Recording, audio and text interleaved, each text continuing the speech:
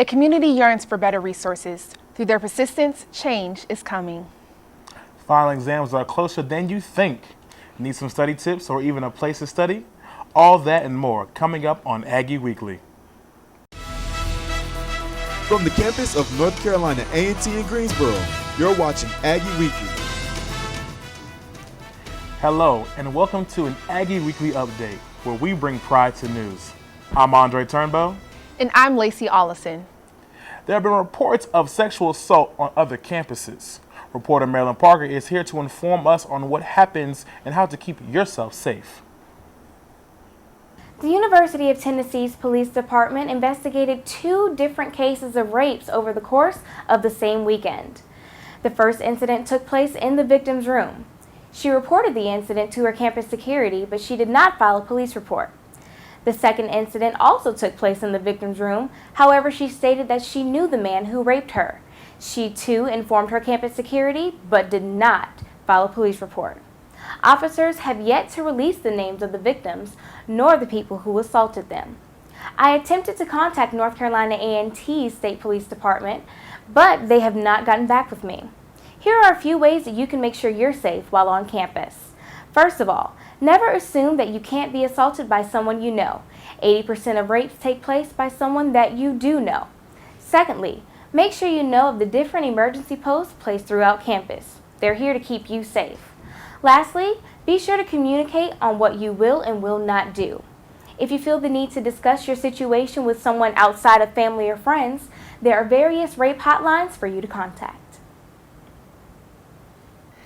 Thanks, Marilyn. 2 students are recovering from injuries they have received over the weekend. Bruce Beckford, a junior at A&T, was stabbed in the parking lot of Pride Hall early Sunday morning. An arrest has been made in connection with the stabbing. Later that same day, Gerard Lewis, a senior at A&T, was shot at Campus Crossing Apartments. Greensboro police are still investigating the shooting. The man wanted in the shooting at Wayne Community College was arrested earlier Tuesday. Kenneth Stansfield is charged with an open count of murder. According to the Goldsboro Police Department, he was found on a beach in Florida. 18-year-old Ron Lane was killed during the shooting. He was an employee of the school. One student describes her experience during the shooting. She told us to get up from our seats and move to the other side of the room, which was a corner away from the door, away from the windows. She cut the lights off, barricaded the door with a table, and told us just to remain calm and quiet. Police have not discussed a motive, but they are looking into the possibility that this was a hate crime. Imagine this, living without a grocery store for more than 17 years. For some people in Greensboro, that isn't just their imagination, it's their reality. But through the persistence of the community, things are about to change. Reporter Zaira Savage has the details. There are not really a lot of places around here in order to get fresh fruits, vegetables. This has been a problem for this area for the past 17 years. Northeast Greensboro became a food desert after the Winn-Dixie off of Phillips Avenue closed in 1998. In this community, it means We have nothing but fast food restaurants on Summit.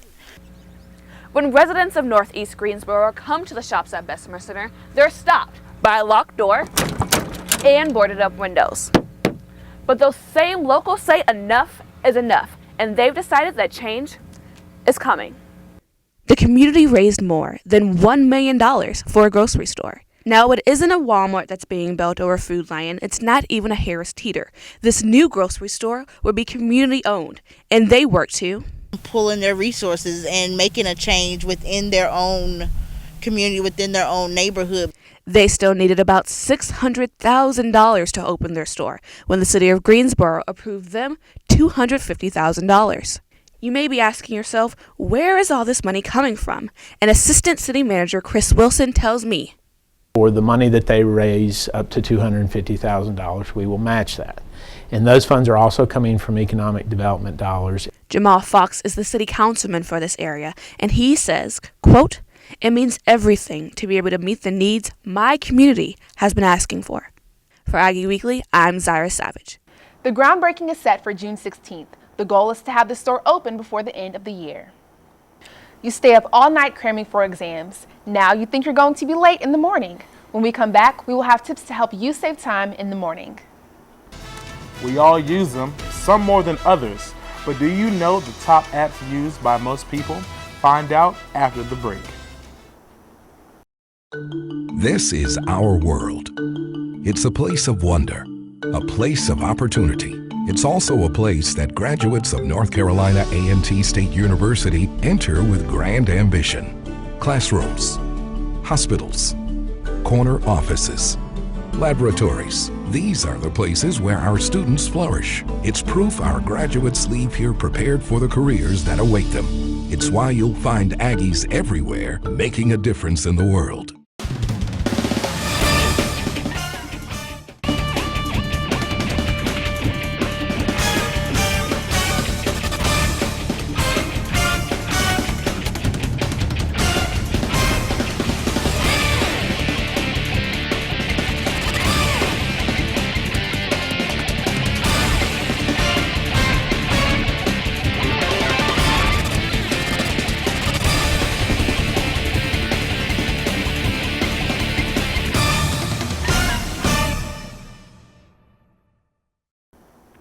Welcome back to Aggie Weekly, and thanks for staying with us.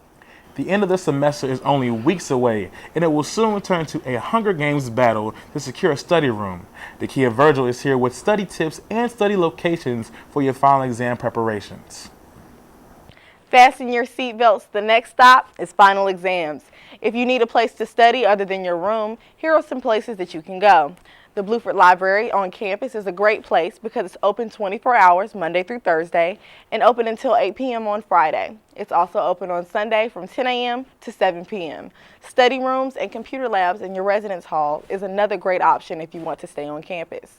If you're looking for a more bookstore environment, Barnes & Noble in the Friendly Shopping Center may be the place for you. You know, sitting down and actually studying can be challenging at times.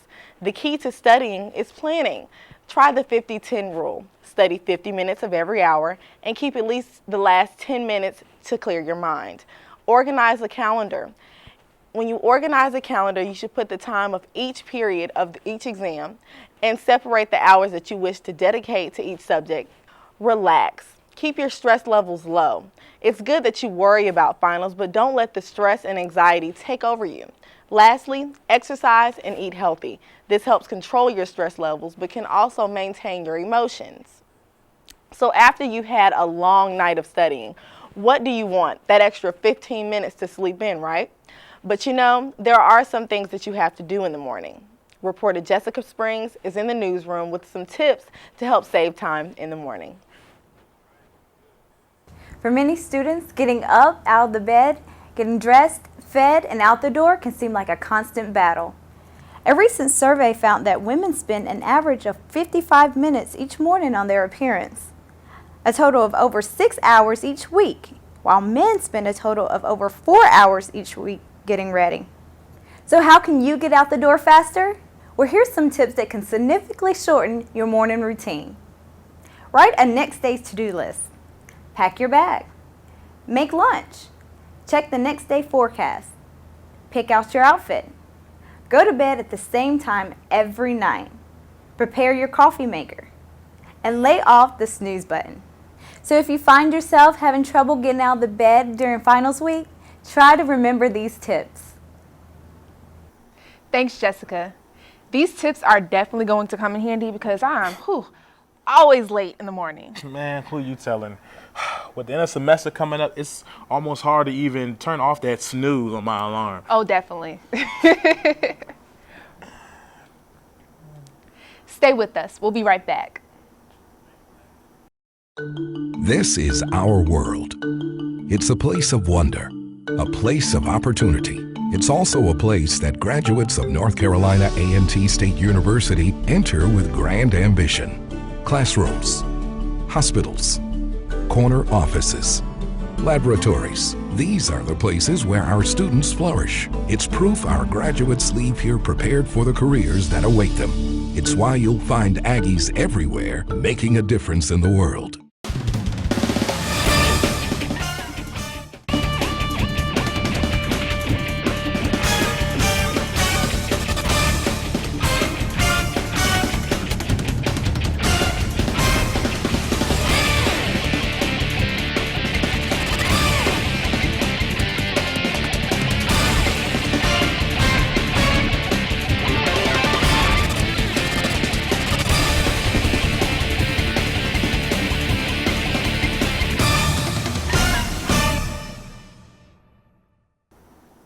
It's all about smartphones and tablets these days.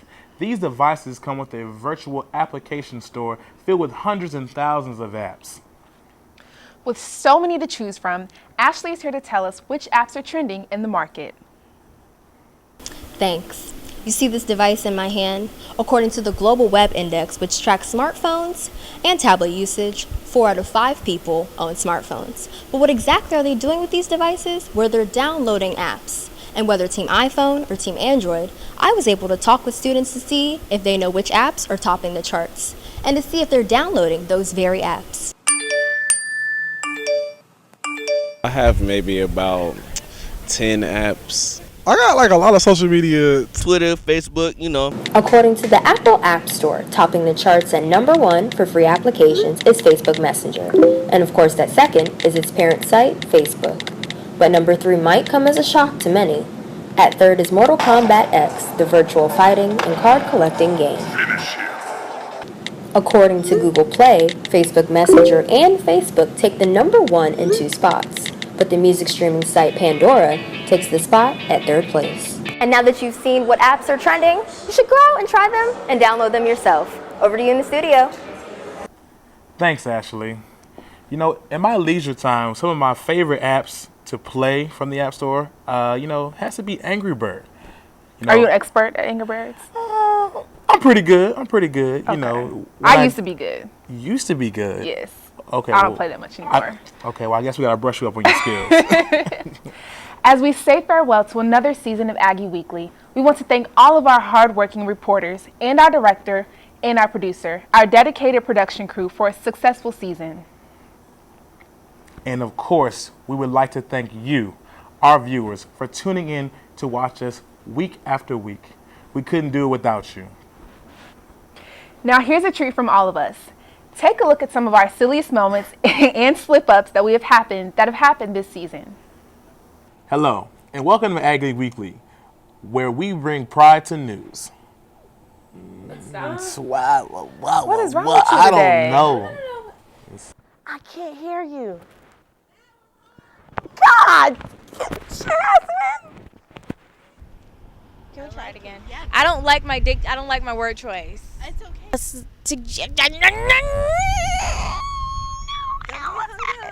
I almost had it, Jasmine. That's right, you guys. I'm standing here on the... Yeah.